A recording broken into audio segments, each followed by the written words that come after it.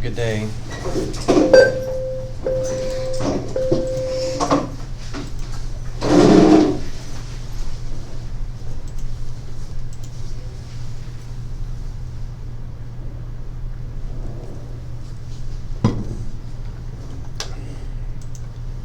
How many more days left for seniors?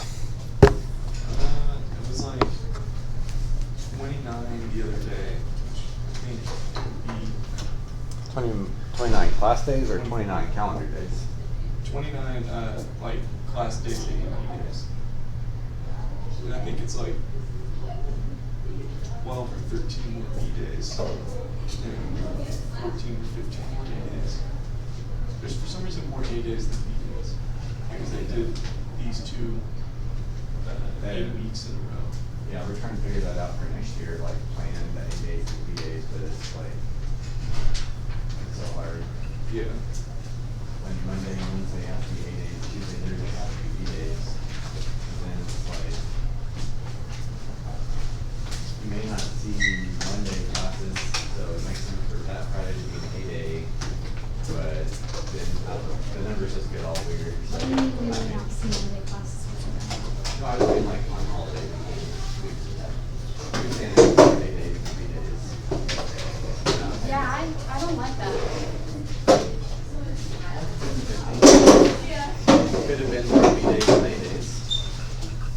Well, I don't really think that's fair.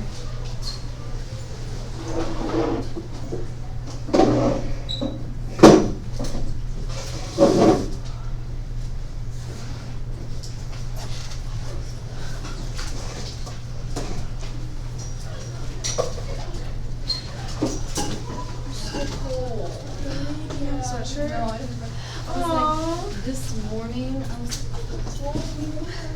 always cold split.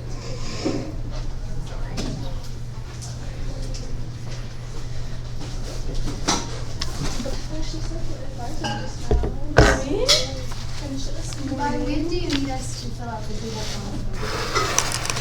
Like, probably today. And again, it's not like you're hard committed or anything, but Ms. Cross is in charge of that, so I don't know when her last time she can look at it is, but But you will be posting everything on Google Classroom, right? I will, yes.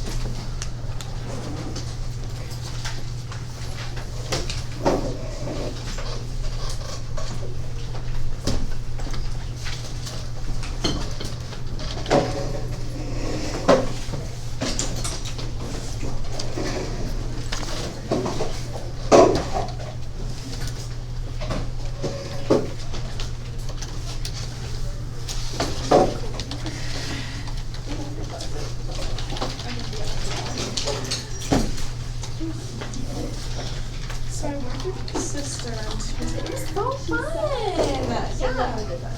Do what? She said you'll have Okay. Yeah. Especially with Kenya there. I think it's great. She's crazy.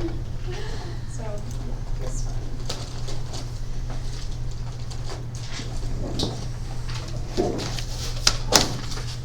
This week is going by so fast. I can't believe today's Thursday. Take that back. It's going by so fast for me.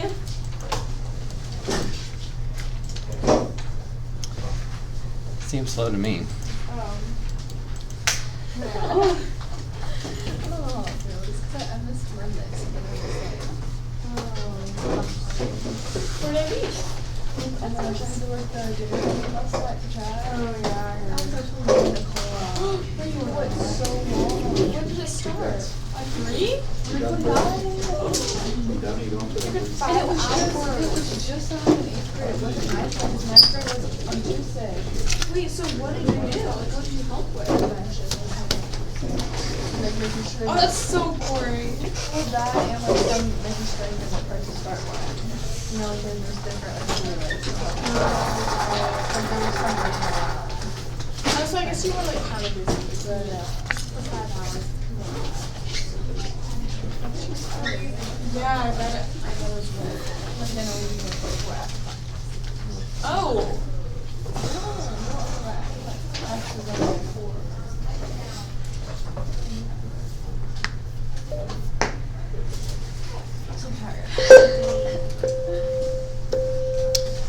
most of you guys read the bell work there, but if you did not turn in 102 from before spring break and then 108 from last class in the Google Classroom, this would be your last chance to get full credit on it.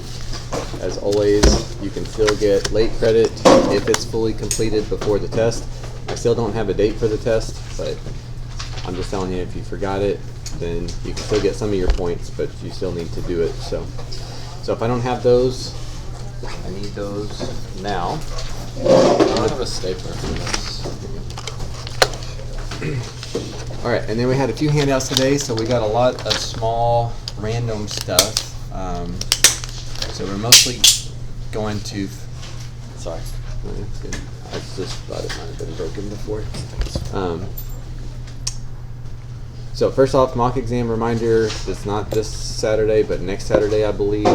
Google Classroom is the link to sign up for that. If you're going to do that, you need to do that today, please. I'm not in charge of that, so I don't know the exact deadline. Basket, please. But again, it's not like there's any punishment if you said you're coming and then you don't come. Just do your best. Don't worry about it. I can. Oh, sorry. No, you're fine. Okay, so first thing I want to look at, again, this is going to be a little more scattered, a little bit of several different pieces here today, so a little bit more important at the start of class to know what's going on. But one of the handouts you guys picked up is the unit review.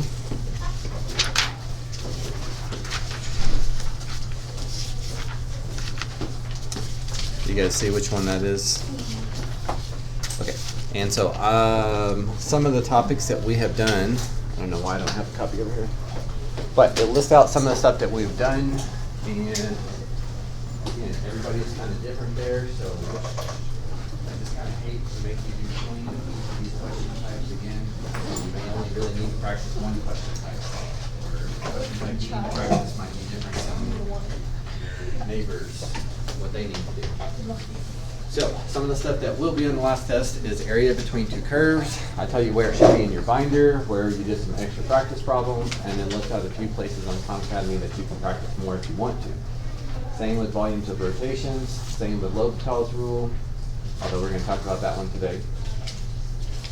Same with volumes from known cross sections, and then some FRQ stuff, although one of those is going to be your homework piece here today. So I will advise you later today to look back over that. Again, I hope that you feel pretty good about several of those, but if there's one or two of those that you don't think you're ready to test on, now it's the time to start moving that way. So even though I don't know the test date, it will be coming up shortly. But what I'd like to do first is on the back, I do this quite a bit, don't start on it yet, but look on the back. So one of the main things we will practice as we get closer to the AP exam is practice FRQs. Generally speaking, after the AP exam, students don't think the multiple choice is too bad, but some of the FRQs can sometimes seem pretty killer. So sometimes it's just not obvious what they want you to do, and so the best thing that we can do is try to prepare for the ones that we expect to be more likely, and then hopefully you see some of those, and then hopefully that buys you some time for the ones that may look different than they've ever asked in the past, things that I can't possibly prepare you for just because I don't know exactly what they're going to throw at you. So in this unit, this one matches up with this unit. It's very common that, just like on the front page, to throw out some kind of question about area or area between two curves. Very common for an FRQ part to be something about volume from rotations, so rotating around the X or Y axis. Very likely that a part of it could be volumes from known cross sections. So a lot of this stuff is very likely to build into one of the 6 FRQs that you'll see on your actual AP exam. Now, the way I try to do this for you, because we're going to do this one in class, and I'm actually going to give you a full 15 minutes to do it. And the reason why I'm going to give you 15 minutes to do it is because that's how much time you need to average on the AP exam. When they give you 2 FRQs, you get 30 minutes, and when you get 4 FRQs, you get 60 minutes. So that averages 15 minutes, so I want you to get accustomed to that. But you can also see in the top left on the back page, I tell you when and where it was from. So this was from 2019. There's a no calculator question. The ones that I know about, I try to put an average score on there. It's got some directions, although we're going to do this one together, but I may have you do a couple of these from for homework between now and the AP exam. So basically it asks you to just try it for 15 minutes like it's the real thing. In the directions number 3, it's got a link where you can check your answers and see how it scores. So you can see how many of the 9 points you earned. And in part 5 of the directions, it even has a link of someone, not me, but somebody else working out the FRQ. So if there's part of it you don't remember how to do, you can quickly just go to that part of the video and get caught up on the content that you need. So I try my best when I ask you to do FRQs to give you all that information. So even if you're not here, it's something that you can still fully participate on. All right, so this was FRQ 5 that year, just a couple years ago. So only FRQ 1 and 2 are calculator FRQs. So this is a no calculator FRQ, and again, this is a no risk.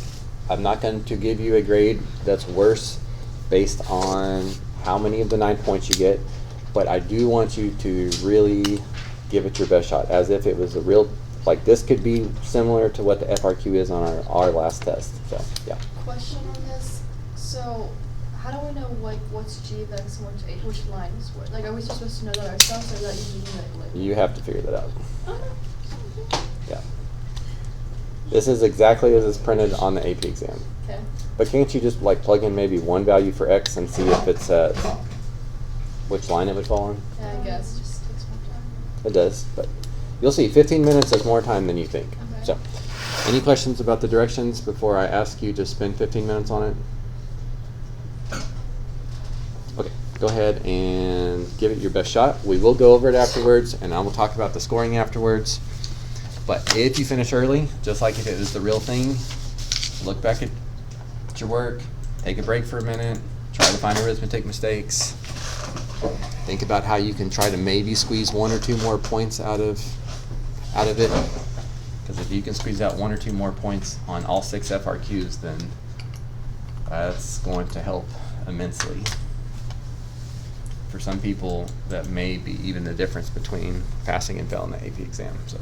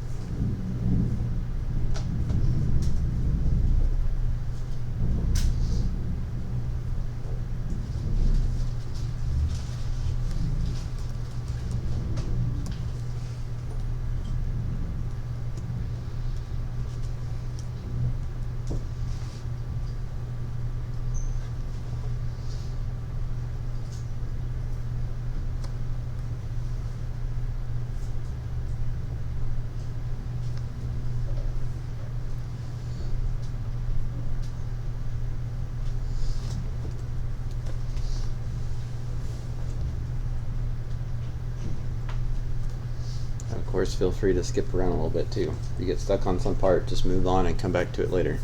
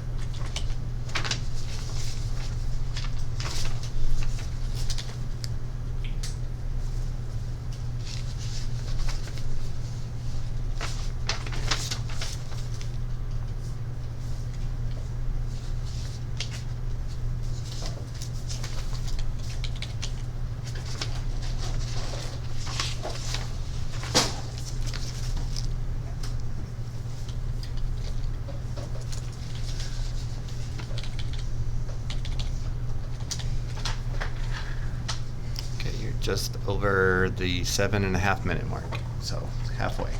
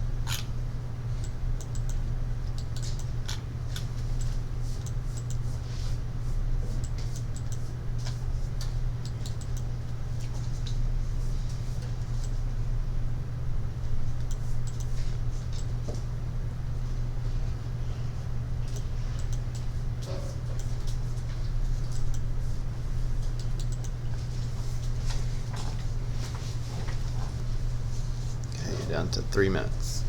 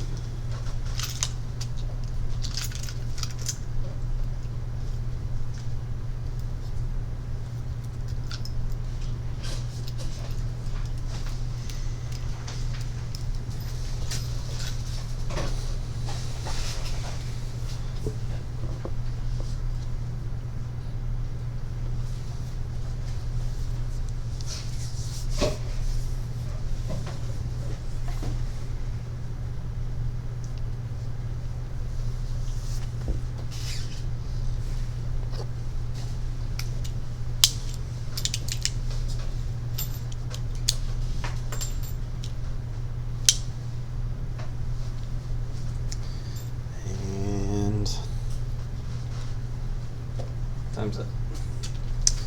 So let's go ahead and move on. Obviously on the real AP exam, you can spend longer on one FRQ if you want to, but it's just going to mean you're going to have less time for others. Likewise, if you finish sooner on the real one, you would want to just move on to another one, but maybe come back. And honestly, I was kind of hoping that you guys would finish before the 15 minutes was up, and then see that maybe there was a couple small points that you could have gotten so that you learn over time that there really is some benefit to going back and trying to push yourself plus past what you thought your kind of first draft was. So, part A, B, or C, which one did you think was the hardest? B. Really? Okay. Part A is certainly the most amount of work. And, well, there's no point. I'll just go ahead and tell you. Let's go ahead and look at how the points were distributed and then make some corrections and try to learn from your mistakes, of course. All right, part A had 4 points. Part B is only 2 points, and part C is 3 points. So part A was the most amount of work by far, just looking at a glance.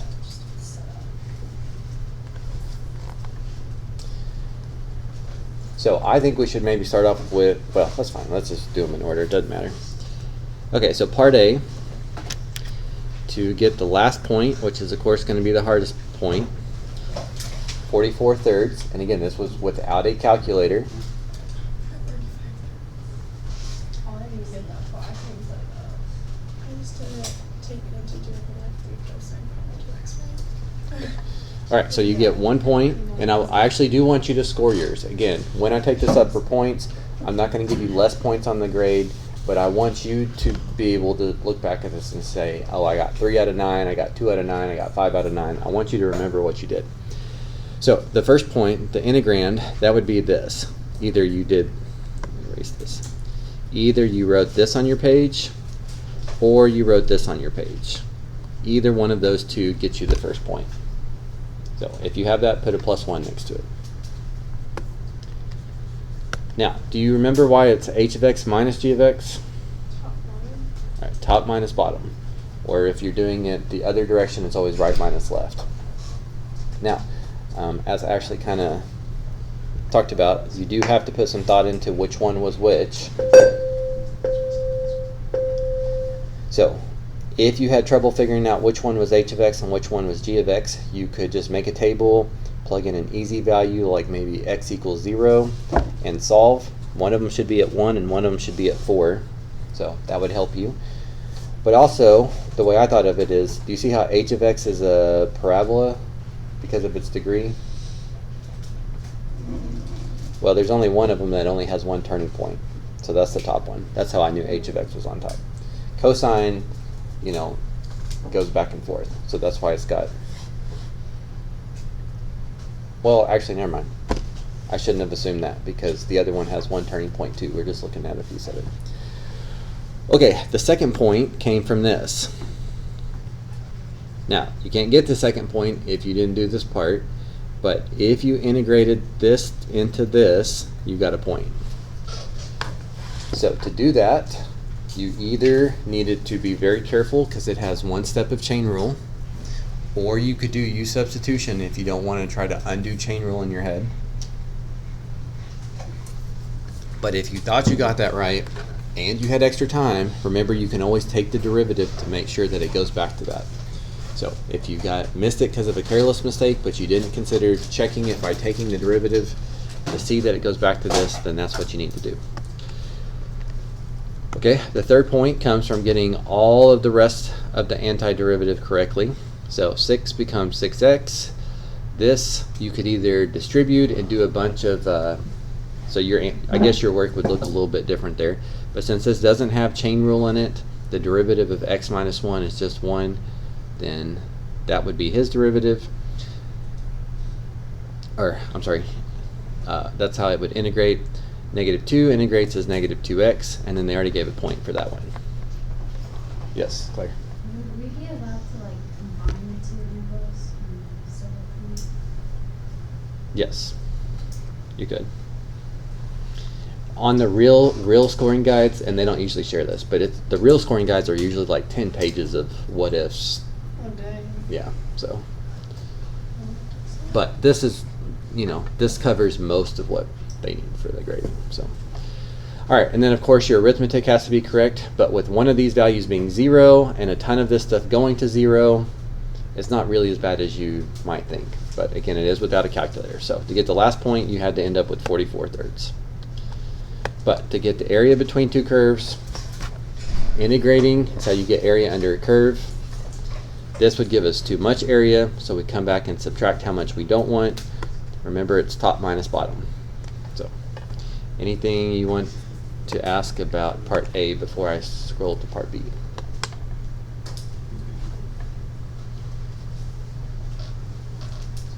Okay, part B, I was very surprised that y'all thought this was the hardest one. This was similar to what you guys turned in for homework, area of known cross sections. The difference is, on that handout, in theory, you have to memorize all those basic geometry formulas on the front page, like a square is base squared, an equilateral triangle is square root of 3/4 base squared, all that kind of stuff. But at the end of the day, you're just integrating area. And this question told you what the area was. They didn't tell you what the shape was or anything. They just flat out came out and told you.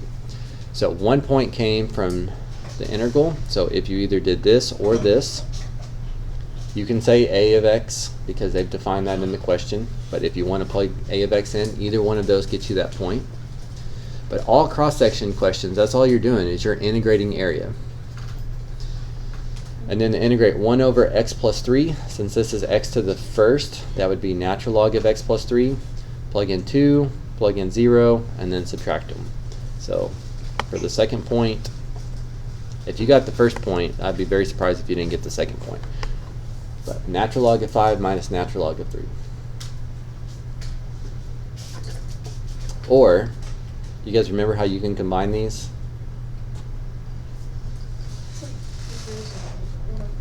Right. You could also write it like this. And I've mentioned this in the past, but remember the AP exam does not expect you to do any arithmetic. So in fact, way back here on part A, I should have said this. If you had stopped right here, the grader has, and me too, thankfully y'all didn't do this to me all year, but the grader has to say, all right, does all of this stuff equal 44/3? Because if it does, then they get the point. You don't have to do any arithmetic. Now, if you leave something like f of 0 and you don't evaluate it and plug in 3, then that's not good enough. But if it's just numeric arithmetic, you don't have to do anything. So this is fine, even though this is the same thing. There's no point in spending more time on it and then maybe risking it being wrong. Just quit as soon as it's arithmetic. Okay, you guys okay with part B now? You think you could do that part if you saw another one like that? You just integrate area, and they told you what the area formula was. So to me, that's easier than the handout you guys turned in. All right, and then finally, write but do not evaluate an integral expression that gives the volume of the solid when it's rotated about the horizontal line y equals 6. So you had a picture up there that you could draw y equals 6 on. That is a horizontal line, which is why they did dx. The x values were 0 to 2. And, well, let's just look at the points. 3 points. So 1 if you got limits and the constant. The constant is pi. Remember, we're adding up a bunch of circles, and I think I know I mentioned in my other class this a few times, but did I tell y'all on FRQs that's usually the part people forget? Yeah. Okay. So you had to get that, and you had to get the 0 and the 2 right for point 1. Even if the rest of it's wrong, you got 1 of the 3 points. By the form, what they mean is they want to see, did you do big R squared minus little r squared? And those were not easy radiuses to get. But is yours in the correct form? So even if you got the wrong big R and you got the small r, if it's in this form, you had something squared minus something squared, you get that second point. Oh, even if it's wrong. Even if it's wrong. If you had the correct form, you get that second point. The last point,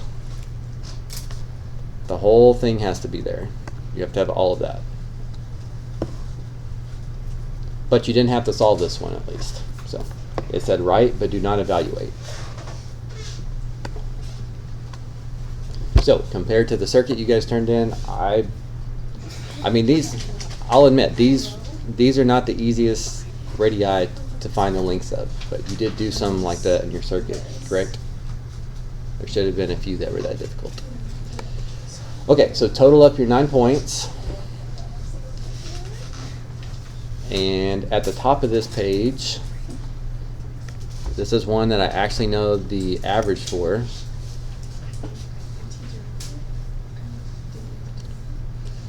The year this was given, this had an average of 3.2 out of 9 points. So, if you got 4 out of 9, that's still something to be happy about. But if there was a few easy points that you think you could get if you practice it again and it shows up on the AP exam, of course, you know, you might do a little bit better on this one, but then you might do a little bit worse on the next one. So if you're always aiming for at least an average score though, then that's pretty good. So how did y'all do compared to the average? Around 3, 4, 5 points? Anybody get more than 6 points? Okay. I appreciate the honesty. I did forget to say this, but I don't want to go back in there. But when we, after you do the FRQs, when we do these, I do like you to make corrections in a different color, just so that when you look back at it, you remember what your original work was versus like what you went back and added and stuff. So don't worry about that today because we already went over that. Okay, any questions about that before we move on? Can you go over how I got that interval on C? On Oh, yeah. C? Sure. Yeah. let's see, this one was H, this one was G, and we were rotating it around y equals 6. Okay, so since this is a horizontal line like the x-axis, that's how I would know it was dx. Because it's dx, I would be looking at x values, 0 to 2. Because there's some area here next to the line you're rotating it about that's missing, that means this is going to be a washer problem instead of a disk problem. You're okay with that? Okay, so I would know it's not just pi r squared. It's going to be big R minus little r. But big R is going to be the one that's further away from this. So you have to come up with a formula that always gives this length. Oh.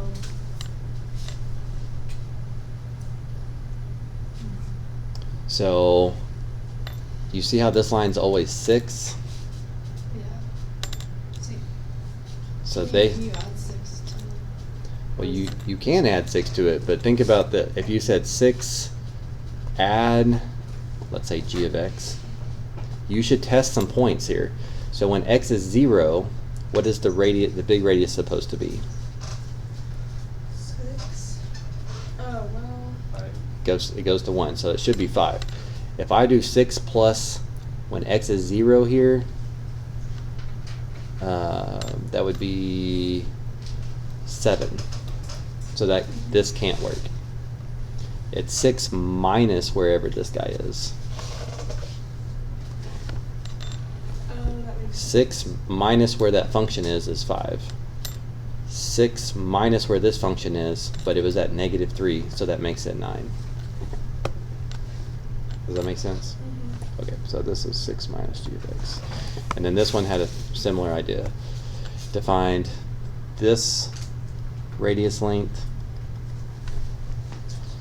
You can't just say that it's h of x, because then you'd be saying that the radius is this size. You want this size.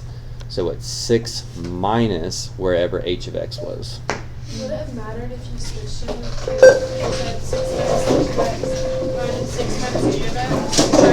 It's got to, it has to be big R minus small r. Or big R squared minus small r squared. I got that sheet at home, the one that's the circle.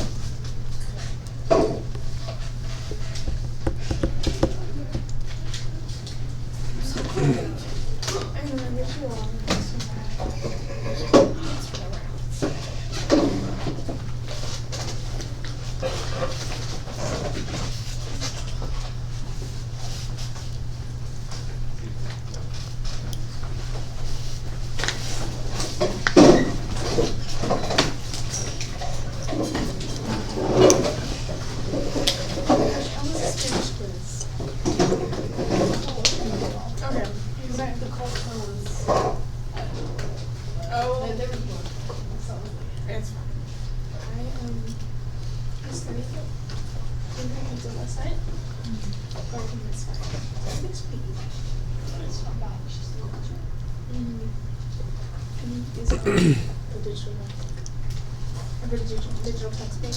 Oh, okay. I can't believe she doesn't know that. Yeah. Like no one's gonna come. And if they do, everyone. Oh my god. That's so bad. Oh my god. So sad. So after 5 weeks. Dylan, sleep. All right, next up, we are going to do sum of, there is a L'Hopital's circuit and if you read the entire agenda here, I want you to do a couple questions with me, and then at least half of what's left. So, of course, you're encouraged to do the whole thing, but I'm not going to insist that this one is fully complete. For the most part, L'Hopital's rule is just something you want to know. The AP exam might have like 1 or 2 points where you need L'Hopital's rule, but honestly, it's meant to make limit questions easier, which I know for a lot of you is probably what you're going to be most interested in reviewing before the AP exam. So let me show you a couple, and I want you to do those along with me. And then we'll talk about the last handout, and then I'll give you some time to do at least half of this, and it can be any half. So you don't have to like overextend yourself.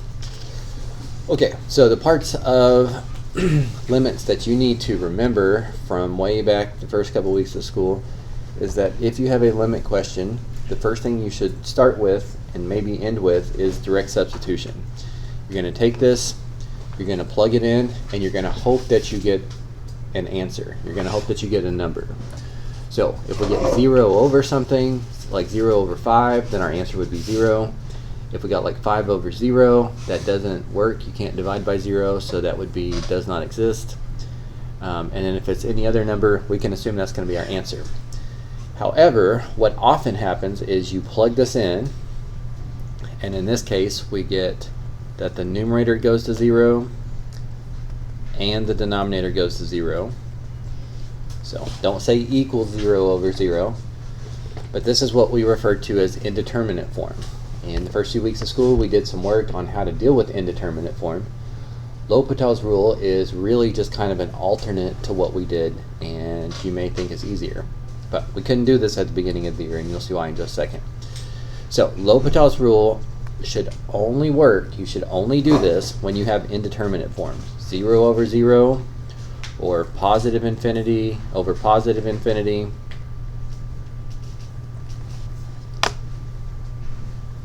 or negative infinity over positive infinity, something like that. It has to be an indeterminate form. If you don't check that, there will be questions that you miss if you just jump into L'Hopital's rule.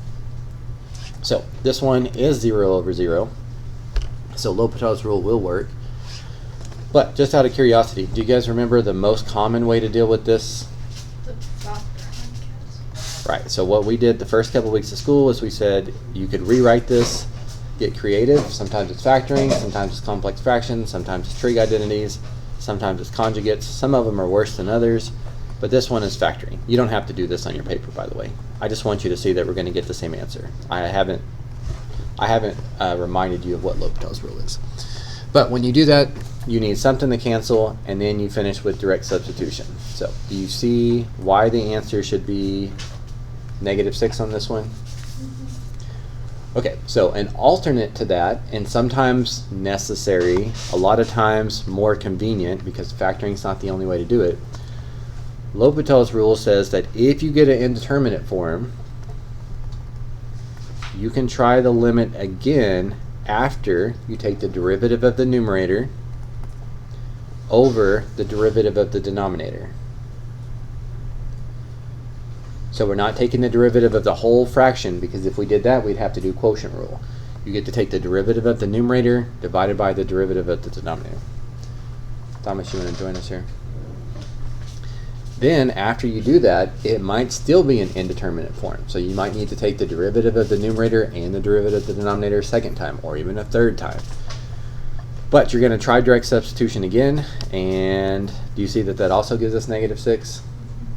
And that's pretty easy, because both of those derivatives should be very quick for you now. And that's it. So let's look at maybe a different format here. Again, I want to do a couple of them with you, but this is what they sometimes throw on a FRQ. It's usually just like 1 point, but they'll want something like this. So as much as you may want to work this one the way we did the first couple weeks, you don't have that option. You don't know what f of x is, you don't know what g of x is. There's no way for you to algebraically try to manipulate this. So what's the first thing that I should do?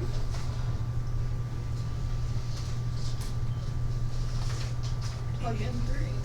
Right, direct substitution first.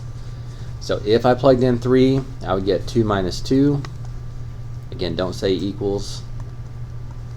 You can say it heads to 2 minus 2, which equals 0. And g of 3 was also 0.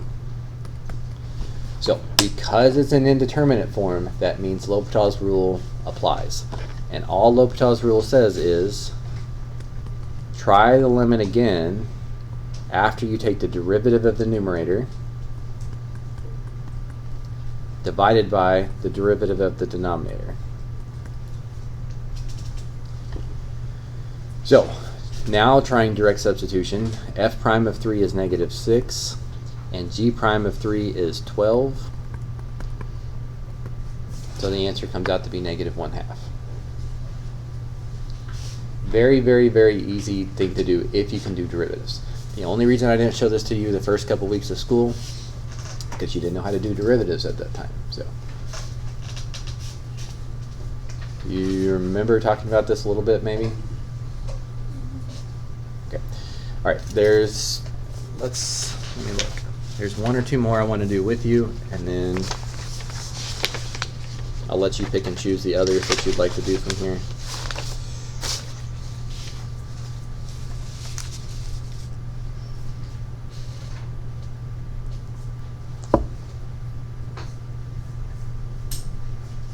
Okay, how about the bottom right one? Try that one, please.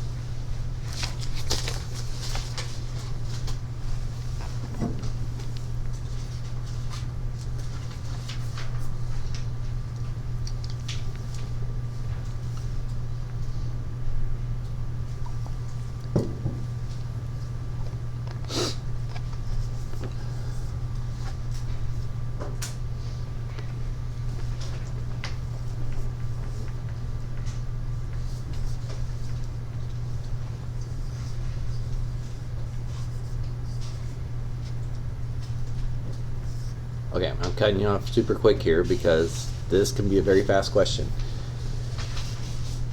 Number one, we talked about how to do these earlier this year without L'Hopital's rule. Do you remember that if you approach infinity or negative infinity, these are called infinite limits, and you just have to think about horizontal asymptote rules? You remember doing that? So if the degrees are equal, what's the horizontal asymptote? 3 over 2. So if you remembered that, then sure, it's a pretty quick question. If you don't remember that, it's going to take just a tiny bit longer, but L'Hopital's rule is giving us a second option. Trying to do direct substitution makes this go to infinity, makes this go to infinity, which is considered an indeterminate form.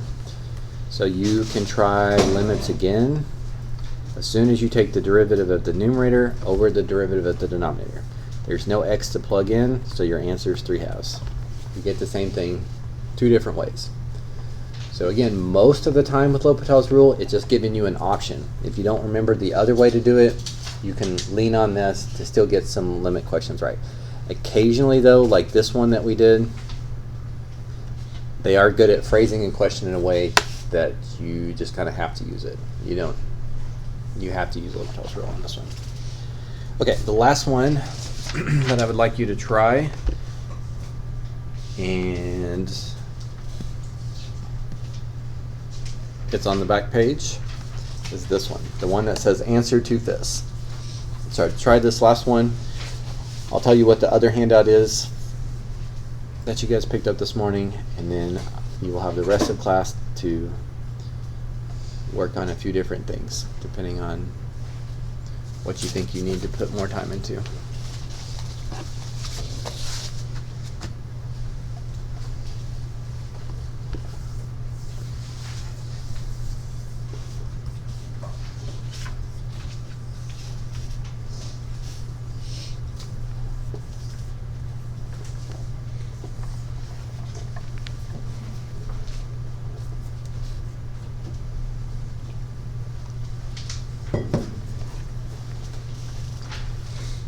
Okay, I'm gonna guess that you guys got an answer of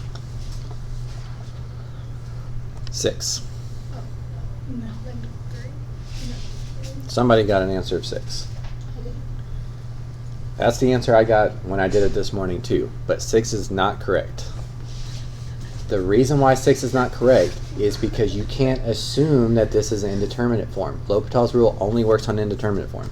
You actually have to check. Plugging this in first gives you negative 27 over 3. Negative 27 over 3 is not indeterminate form. It's negative 9. Negative 3. Negative 3. I thought 3 plus 6 was Oh, you did negative. That's three. my son. Oh. Negative 3. Sorry. My arithmetic's off. So I was just trying to get you to see that if you just automatically do L'Hopital's rule without checking to see if it applies, sometimes you mislead yourself. Now, of course, you could have done that one with factoring as well. So it has to be 0 over 0 or plus or minus infinity over plus or minus infinity. Otherwise, L'Hopital rule does not apply.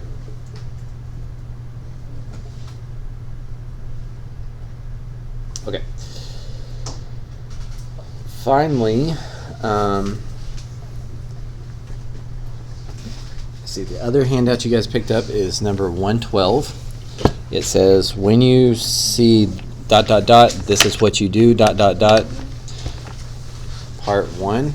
I don't know if it says part 1, but there is a few of these that I'm going to give to you and encourage you to study. So a big portion of knowing what to do on the questions, whether it's multiple choice or FRQ on the AP exam, is to just remember like what type of question it is and how to get started. So I don't have one of these in front of me.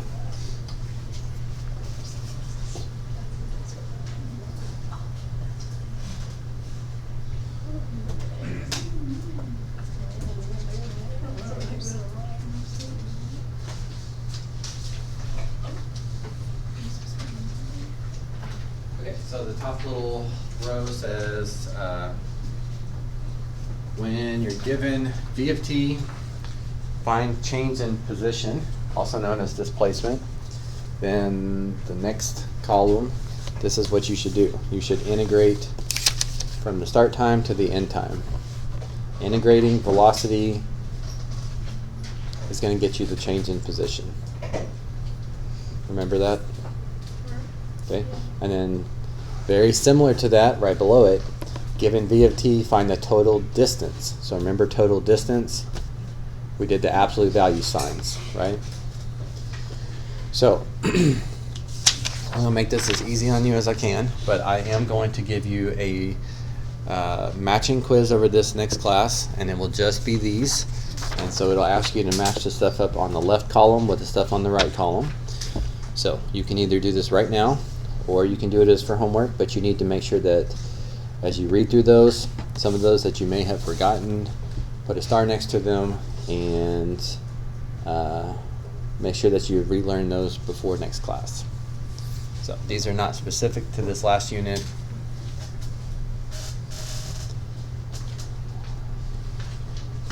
But it should be pretty easy, because y'all should remember most of these.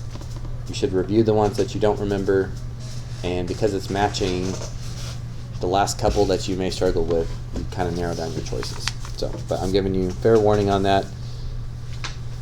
That will be a matching quiz. And then there'll be a part 2 at some point, which will be different things. Again, all things that I hope that you remember, but if you don't, then you'll need to study it. And when we do a mini quiz over part 2, I'll probably also take a couple from part 1 to kind of have it build up. So, any questions about that?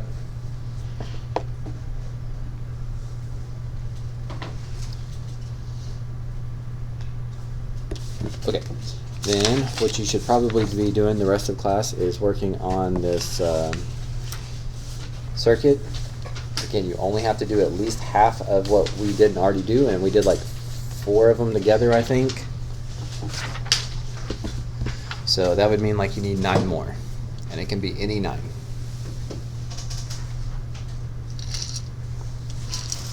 So I would probably do that first. Then you can review this, when you see this is what you do, part 1. If you have more time, and then I'll remind you of all the stuff that I want you to look at and consider for homework. And as I said, there's a lot of little things today, so. But none of them should be too time consuming.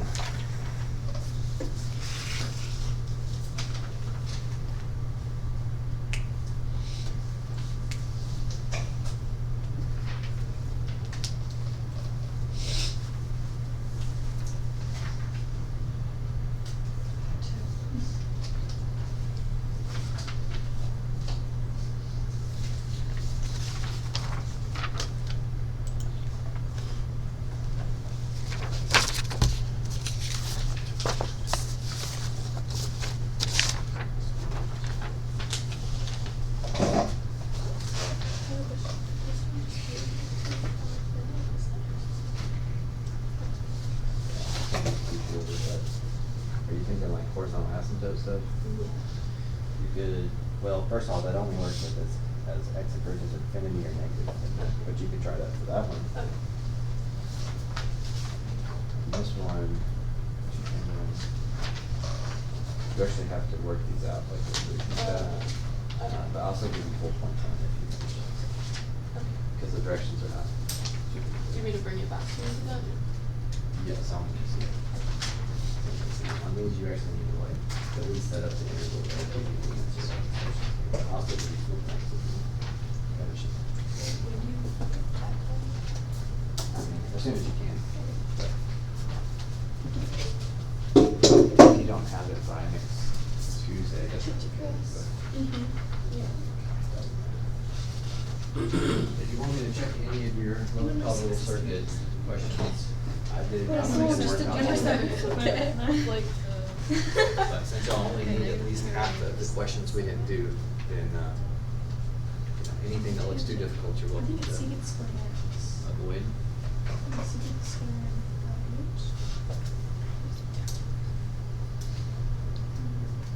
What's tangent 5? That's right. Tangent 5H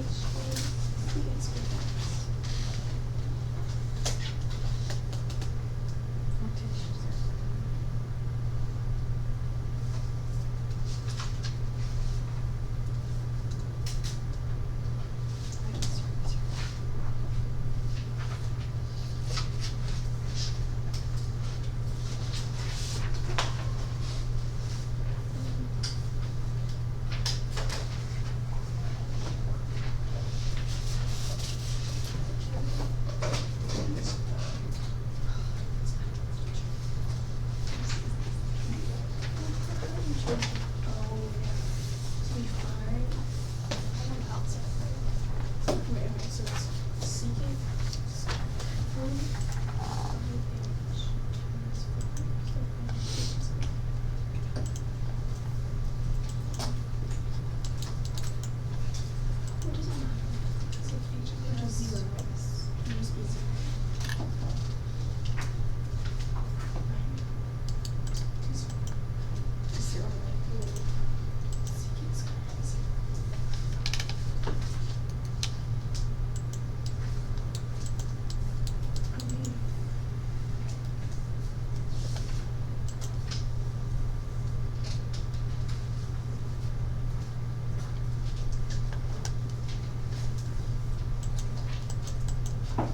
squared x.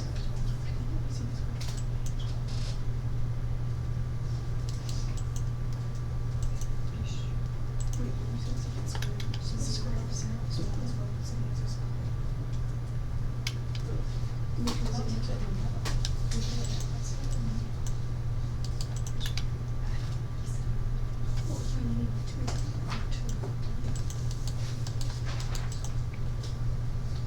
tangent 0.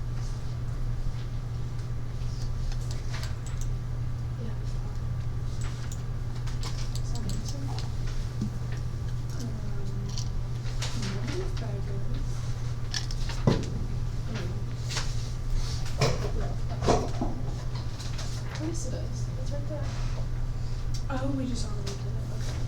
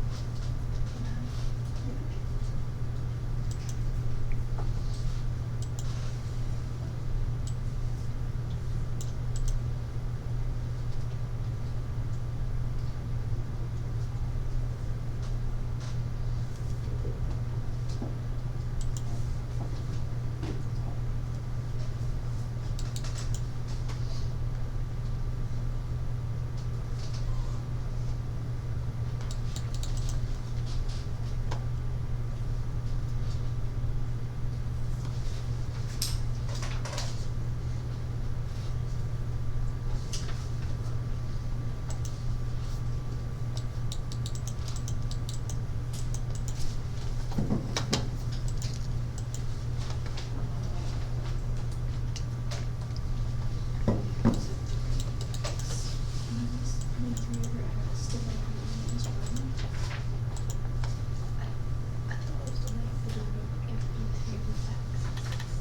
Do what?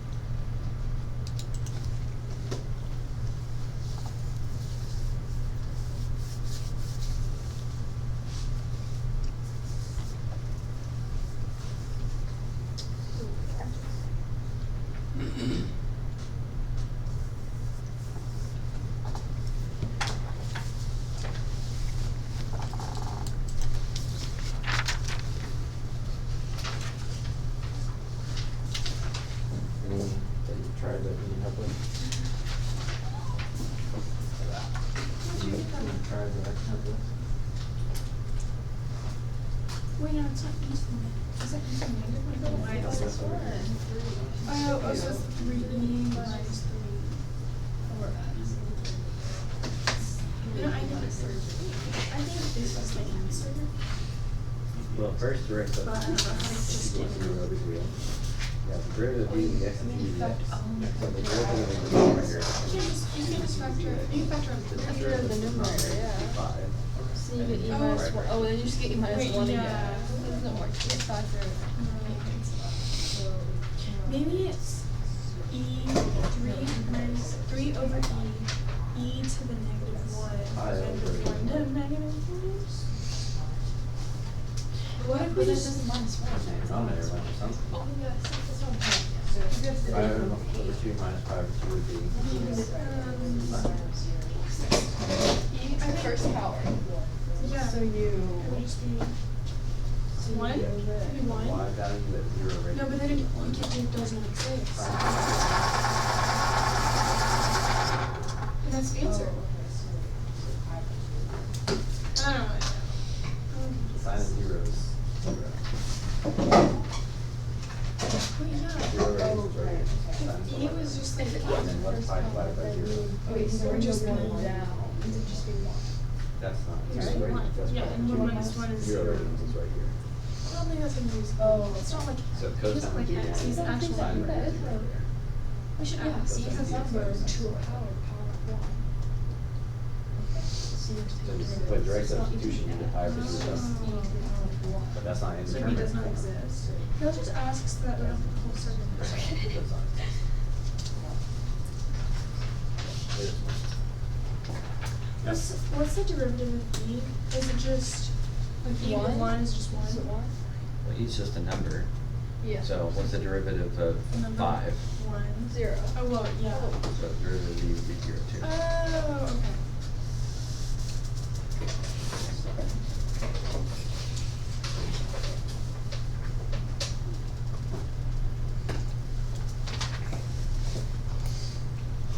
Oh, so that's how you get it.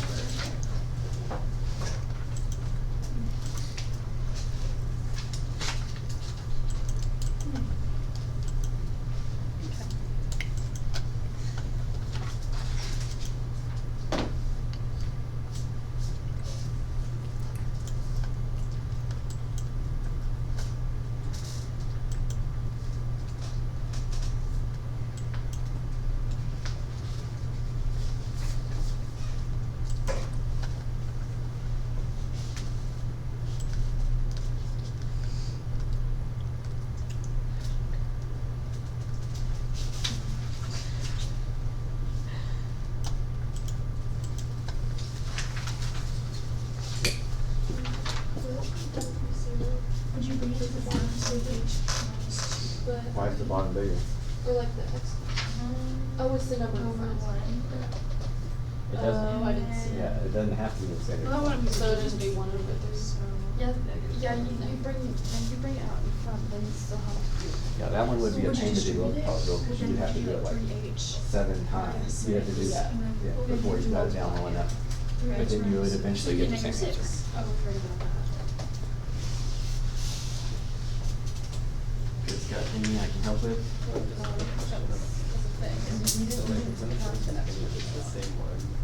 The what? It's like So then it's not if the just- degrees are equal and x is approaching. You break it down and multiply it. Or You get- it's infinity, it's just gonna be. You get 3H What makes this one minus trickier is that 6. this isn't And then extended to this. and then, but you have to, So but then. it's -1 over 3. You know, 'cause And you could do a Usually problem they on that do one, the but you have power to do it like three 7 minus times to one, get it too. low enough, so that would be not. Then when you do the most derivative of efficient. squared, you do 2x. Well, it wouldn't matter, because 3 the first is so 3. Wait, because the exponent is equal to subtract. You break down subtract. How would you, Or you get- we need so that how would you calculus. subtract? So it would be Yeah, h yeah, yeah, minus but- 3. How would you do 11? What's -2 minus 1? How would you- Yeah, be h minus 3. Well, Right? do you remember how to take the derivative of something like this? No. Oh, go for it. It's called. What's the Exponent? What's the derivative of e to the x? E to the x. Well, not really. It's e to the x times the natural log of e. It's just that that's 1, so we Oh. just. So if you wanted the derivative of, what do you have, like 3 to something? 3h minus 2. Okay, well, we can come back to that. It's gonna be 3 to the x times the natural log of 3. And that one matters if it's there. It's really the same thing as this though. So for you, the one you're asking about, 3 to the h minus 1. 2. So you're gonna need a 3 to the h minus 2. You also need and you need to consider chain rule, but the derivative of that is just 1, so. Okay. So, 0.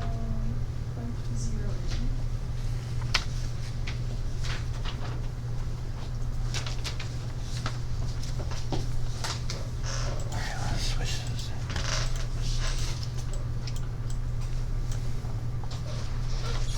That's the answer. 9. What? Yeah. Because you plug in 0. Now, even though I'm only insisting on at least half of the circuit, remember that this is something you should expect on our last test. So, just because you do half, if you don't feel comfortable with them, you should probably force yourself to get more practice. But.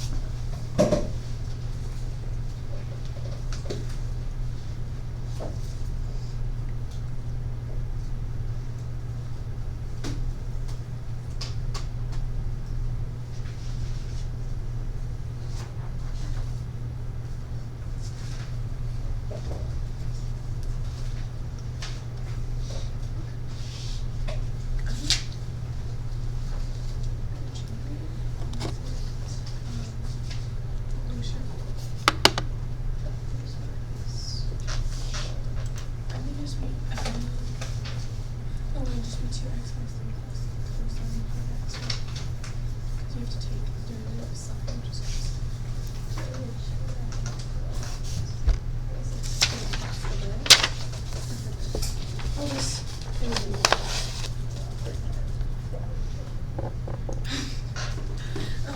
So when you take the derivative of the outside times the original inside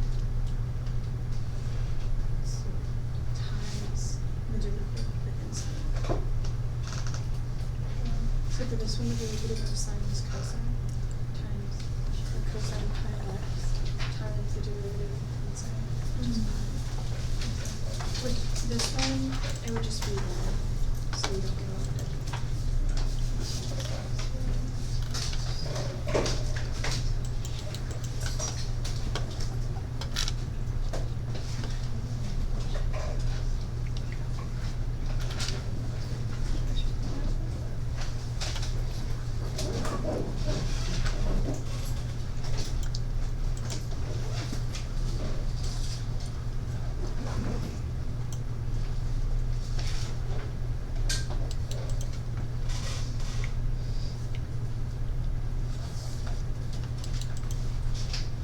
So we get that. This is what, well, I don't know if you use question or not. No, you just plug in through it. Well, you have to do the bottom. You have to, if you, yeah, but they're separate. So the ln x. Yeah. So once you get 0, because that equals 0, that equals 0. 0 over n equals 0. Right. 3 times pi is something. What's cosine 3 pi? Oh, I guess it's negative 1. Well, because cosine pi is negative 1 times. I don't know. Yeah, it's negative 1. So it's negative pi over ln 3. Yeah. What is it? Like, doesn't make sense.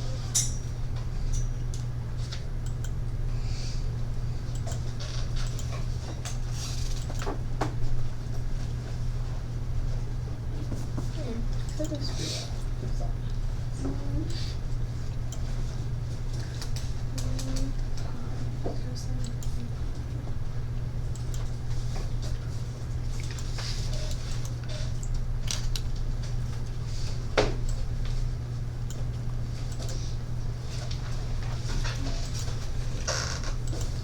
You should just look at the key and get one.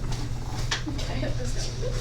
Okay, we've got about 3 minutes here, and I did change a little bit on the agenda from while you guys came in, just based on how much time we had. So, number 112, the when you see this is what you do, you need to make sure you review that enough that you are ready for a matching quiz. Should be easy layup for you, but if you forgot some of it and you don't study it, then I guess you could miss out on a couple points. And then handout 111, even though our test is not next class, if you know that you are not up to speed on area between two curves, L'Hopital's rule, volumes from revolutions, volume from known cross sections, then consider getting some extra practice in. Don't wait till the night before the test. Go ahead and start practicing it now.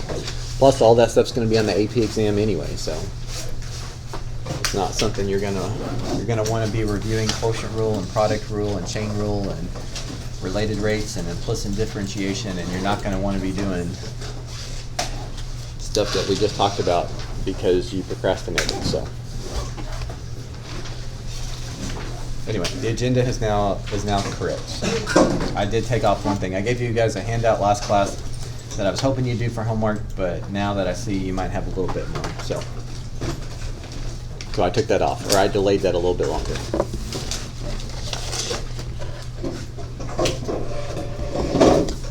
And of course, if you need any help with that, or if you're struggling with the L'Hopital's rule, please come and see me during advisory tomorrow so I can help you get caught back up.